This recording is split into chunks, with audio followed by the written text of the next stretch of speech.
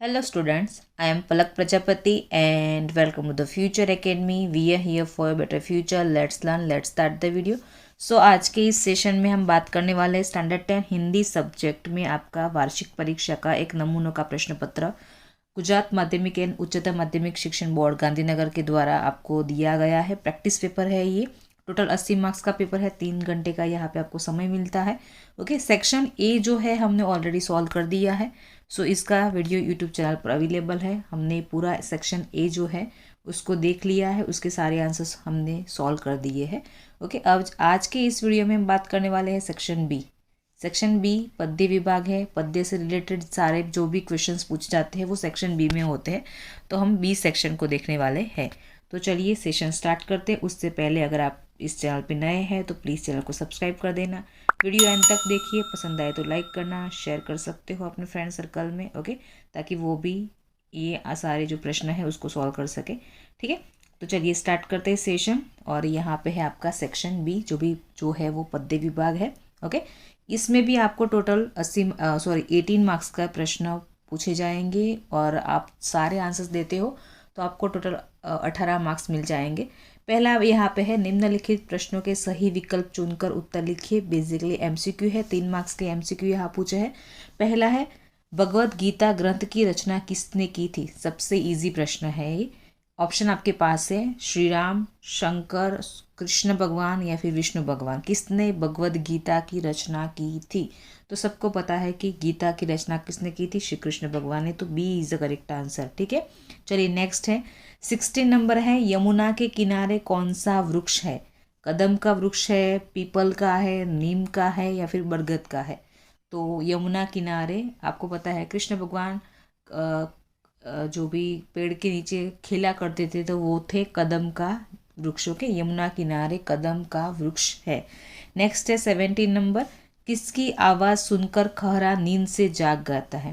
Okay, जो खरगोश है वो किसकी आवाज़ सुनकर जाग जाता है। तो लोमड़ी की आवाज़, कुत्ता की आवाज़, बिल्ली की आवाज़ या फिर हाथी की आवाज़। तो आपको चैप्टर पता है, पोयम पता है, तो यहाँ पे कुत्ते की आवाज़ सुनकर खहरा नींद से जाग जाता है। तो ये हो गए आपके 3 मार्क्स के एमसीक्यू। आगे बढ़ते हैं। नेक्स्ट है आपके पास सही विकल्प चुनकर रिक्त स्थानों की पूर्ति कीजिए। 18 नंबर है हम नवयुग के डैश है, अग्रदूत है या फिर निर्माता है।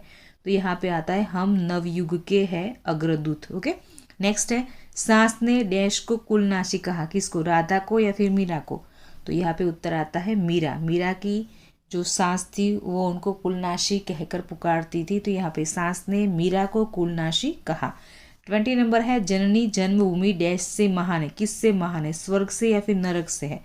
तो ये तो आपको पता चल जाएगा ऑप्शंस देख के कि जननी जन्मभूमि नरक से महान है ऐसा तो हम कहेंगे नहीं, स्वर्ग से महान है ऐसा ही कहा जाता है। जननी जन्मभूमिश्च स्वर्गादि अपि गरीयसी, यानी स्वर्ग से भी महान है हमारी जन्मभूमि। ओके, तो ये हो गए आपके रिक्त स्थानों की पूर्ति कीजिए। ये भी 3 मार्क्स के थे, हमने 3 मार्क्स का यहाँ पे देख लिया। अब आगे बढ़ते हैं।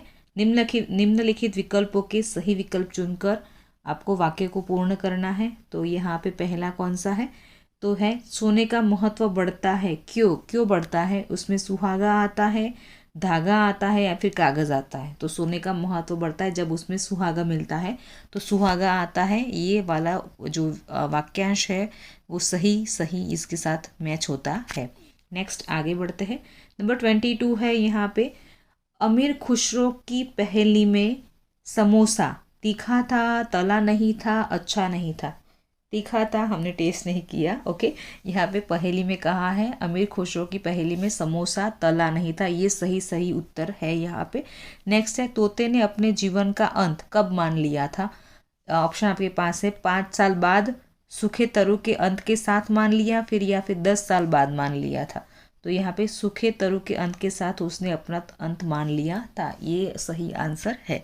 सो हो गए ये सारे ऑब्जेक्टिव टाइप के जो प्रश्न थे वो हो गए। अब देखते हैं 1 मार्क्स के प्रश्न और उसके उत्तर देखते हैं। 24 नंबर है कवि ने नावों की नगरी किसे कहा है। कौन सी नगरी ऐसी है जहाँ पे नाव ज़्यादा चलाए जाते हैं या फिर उसको नावों की नगरी ऐसी उपमा दी गई है। तो उत्तर आता है कश्मीर। ओके, कश्मीर को नावों की नगरी कहा गया है। नंबर 25 है रसखान किस पर्वत का पत्थर बनना चाहते हैं। तो आपको पता है श्री कृष्ण भगवान ने गोवर्धन पर्वत को अपनी जो भी छोटी वाली, सबसे छोटी वाली उंगली होती है, उस पर उठाया था। तो रसखान जी कहते हैं अगर मुझे सौभाग्य मिलता है, अगर पत्थर बनने का भी सौभाग्य मिलता है तो मैं उस गोवर्धन पर्वत का पत्थर बनना चाहता हूँ। ओके, नेक्स्ट यहाँ पे है 2-3 वाक्य में उत्तर लिखिए। पेड़ क्यों सूख गया था?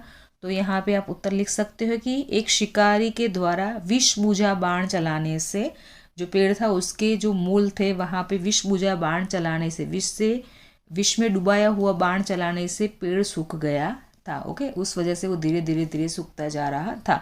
उसके ऑप्शन में आपके पास दिया गया है डोंगी साधु मौन क्यों धारण करते हैं?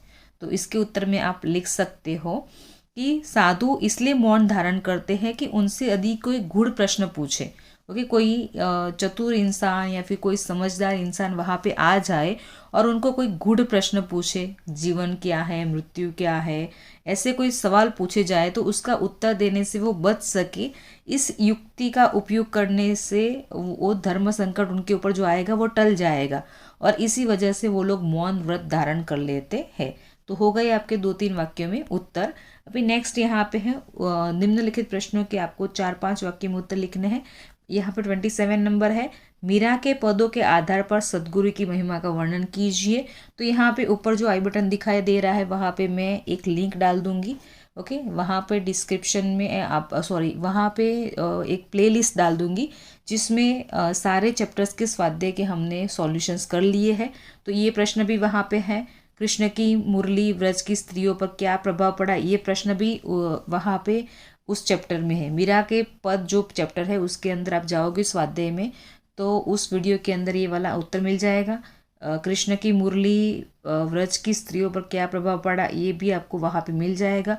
और आशय स्पष्ट कीजिए जो है वो भी वह वसुदेव बना कुटुंबकम, और जब भी इस बुक से लड़ने कोई खड़ा हो जाता है सुंदर दिखने लगता है, ये सारे प्रश्न यहाँ पे जो लिंक दिखाई दे रही है उस पर क्लिक करोगे तो आपको चैप्टर वाइज सारे प्रश्नों के उत्तर मिल जाएंगे। ठीक है, सो ये हो गया आपका सेक्शन बी। हमने पूरा सेक्शन बी देख लिया है।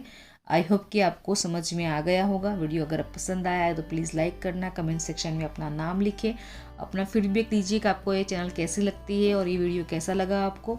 और भी ज़्यादा इंटरेस्टिंग और एजुकेशन रिलेटेड वीडियोस देखने के लिए चैनल को सब्सक्राइब करना मत भूलना। मिलते हैं नेक्स्ट सेशन में नए वीडियो के साथ। विभाग सी का हमें सॉल्यूशन करना है तो उस विभाग सी को लेकर आपके पास आएंगे। तब तक take care, all of you, bye.